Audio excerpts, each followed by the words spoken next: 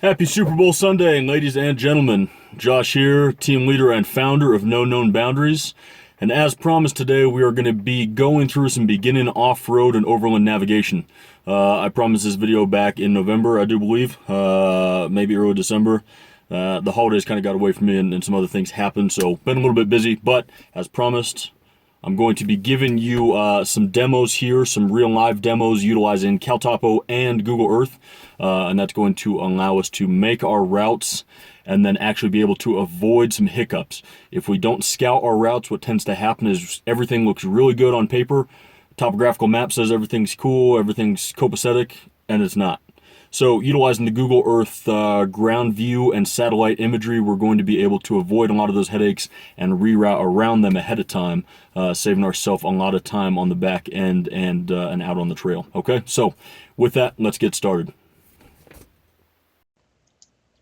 All right, so we will open up CalTopo, and when you go into CalTopo, you will open up your chosen GPX. So for the purposes of this, we will open up a couple of GPXs from some local trails. Sheridan Hill, Yankee Hill, Cumberland, these are all kind of part of one network in St. Mary's. So when we do that, it'll ask you if you want to import all the relevant information, and that'll include markers and lines and all that fun stuff, okay?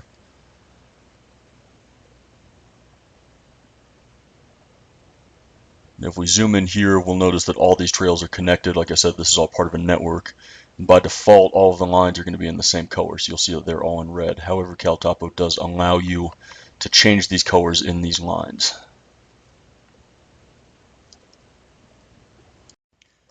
If we look here on the left, you'll see a menu that says markers. What that's going to mean is that you can add these markers to the map or the GPX tracks, and that will allow you to signify obstacles or points of interest as you see fit. You can also edit the colors in these to deviate these markers from each other. Below that is lines and polygons, and that's how we're going to actually edit the lines color in the track. So we'll start with Cumberland here.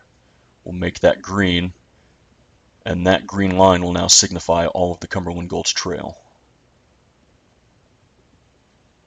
If we hit that edit button for Sheridan, we can do the same thing. We'll put that into a yellow color, and that will help us differentiate between the two, make it easier to navigate between the two in real time when we're actually on the road. Same thing for Yankee here. We'll edit that to blue. And this interface will work within CalTopo's software. Third-party software should allow you to do the same. So for example, I use my trails in the actual rig. I can go in and adjust these line colors on the fly in that software as well. And that's going to be pretty crucial when we're actually on the trail and we don't have the ability to see things from this kind of detail from over top. We'll be able to be on the road and know that this left turn is yellow and we're actually at the point where we're going to meet Sheridan from Yankee or whatever. So when we zoom in, we're using Forest Service MVUMs or motor vehicle usage maps.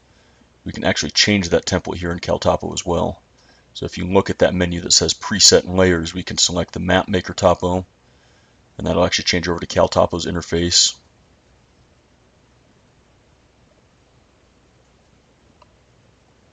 We can select the Forest Service, which is what we were in with MVUMs, standard topographical maps, so on and so forth. One of the nice parts about CalTopo's map builder topographical function in the preset and layers is that it will do smart mapping, if you will. So if we delete the Sheridan Hill line, I'll show you what that means. We can go in and select 2 points and create a line, and it will know how best to connect those by recognizing these roads, even if they're not actual highways or paved routes. So we can select that starting point here off of Cumberland. Okay. As you highlight it, you'll see a preview of that line. So we'll set a start point here, right there off that turn. And you'll notice as I come into contact with that route, that part of the trail, the line will auto set itself.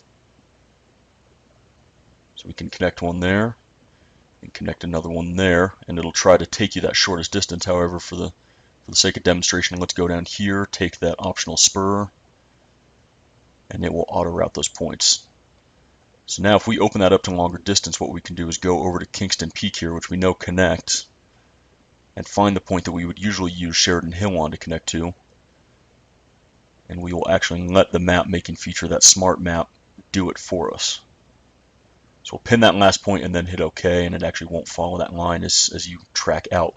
But you'll notice now that we actually have a line that has replicated that Sheridan Hill juncture.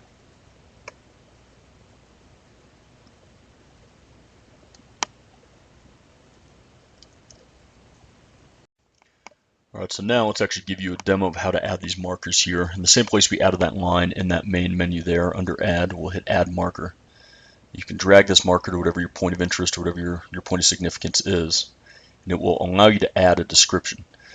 Now, in programs or software like MyTrails, the MyTrails app, you'll actually get readouts, so you can type this in and voice recognition will realize that, and it'll read out whatever your note is there, okay?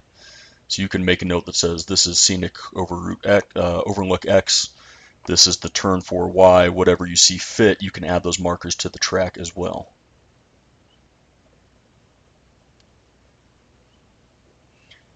And again,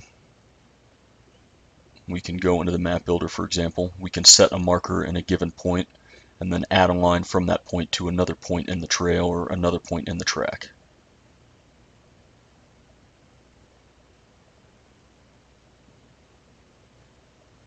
So from that juncture, we can say we're going to take a turn here, follow the route up to Kingston,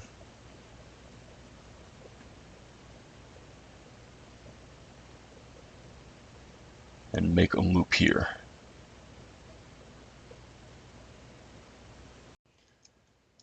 Alright, so we've made a small little path, if you will, or a small route, but let's actually go in and look at a real route that I've created here. This one starts in the same actually neighborhood, and this is for a trip that we'll be taking in July. Starts from Kingston Peak in that St. Mary's area, and it runs all the way up through Pole Hill, which is near Rocky Mountain National Park. So this is the main route that we've got plotted out here. It looks relatively good, but when we get to this area, we're gonna do some checking here in Google Earth. We're gonna check our work from CalTopo in this Google Earth program, because Google Earth affords us some things that CalTopo does not. Now, Google Earth will allow you to make obviously street view as well as ground view previews of the area you're looking at. So if we open up the same GPX route in CalTopo, you'll see what I'm talking about here. So when we go to the same area, we'll see how the route is supposed to be created. When we zoom in and see these details, according to the Forest Service, we can cross here and follow a four-wheel drive route behind the train tracks that will lead us from Kingston, basically that exit there, up to West Magnolia. However, when we do some investigating with Google Earth's ability to scout ahead, the situation will actually be different. So here the road looks good up until a point.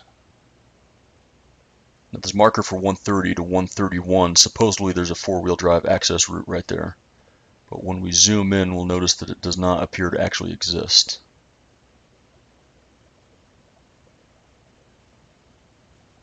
Moving on to 132, the same. So what we'll actually do is zoom in and we'll get a ground preview. Obviously this won't show an actual road if there was one, but it will allow us to scout the terrain and notice that we're basically sitting within a thicket of trees.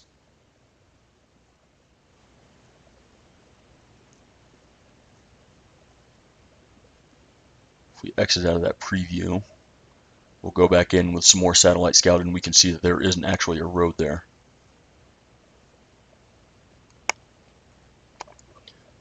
Now I've also added a bypass to this route for that area. So when we actually zoom back in here, we can see that on the other bypass there is a road. We can see that the terrain changes. And from that we can extrapolate the fact that this is actually passable in a vehicle. There you can see the road break again from that satellite hybrid imagery. We can zoom in or zoom out and follow that track as we see fit. And there's the connection to West Magnolia. So if we expand and we zoom in and actually get a better look at that ground view, even on unpaved roads, we can get previews of what the terrain might look like. And sure enough, this route is passable. If we take a look at this stretch of road, there isn't actually a street preview, but we can go into the ground view, and you'll notice that Google actually goes in and makes note of the track, or the trail, excuse me, the trail in the terrain. So even without live imagery or an actual photograph, we can see what's going on here in this section of our route. We can see that there is indeed a trail there. We know what's going to be going on when we get there because we can get a preview of what mountains will be where and what terrain is where, and it really gives us an idea of what we'll be able to look into. And much like a topographical map, it will give us the ability to have an idea of where we're at, and we will have the ability to reference our surroundings ahead of time, even without photographs or live imagery. All right, so we did our scouting in Google Earth. However, we're not going to save our changes in Google Earth because it wants to save to KML files, which means we'll just have to convert back to a GPX later. So knowing what we know now about the issues on our route, we'll go back into CalTopo and literally just delete the problem child out of our route entirely. And that's as simple as deleting the line. So when we go back into CalTopo, we will reopen the original GPX that we created, and we'll go to the line that was giving us issues or would give us issues if we hadn't scouted ahead of time.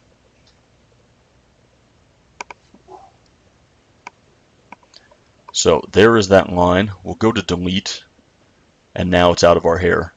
When we actually get out on the trail on July 4th, we no longer have to worry about diverting around that route because we scouted it out properly, got rid of it entirely, and it's not something that's going to give us headaches.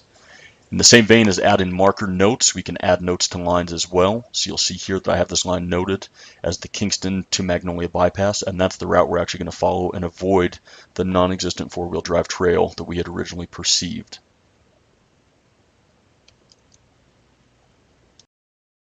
So when we're done making our edits, we just go to export, download GPX, and we will have a new saved version of our GPX route without the issues. Combining the preliminary GPX map making with Google Earth will help avoid costly losses in time, fuel, and effort on the trail. Used in conjunction with topographic maps, one can reasonably avoid the majority of dead ends and unnecessary reroutes. While topographical map reading is a bit outside the scope of this demonstration, I'll give you a quick preview of how topos can reveal why this problem line was a falsehood. Topographical maps show changes in elevation and slope by the distance between lines. If we look at the problem path, we'd notice that the trail would involve a 400-foot rise in elevation while navigating turns adjacent to a near sheer-face mountain. Not unheard of in more difficult trails, but suspiciously unlikely to be absent from the CalTopo smart paths and trail aggregators we use to gain GPXs that are pre-recorded.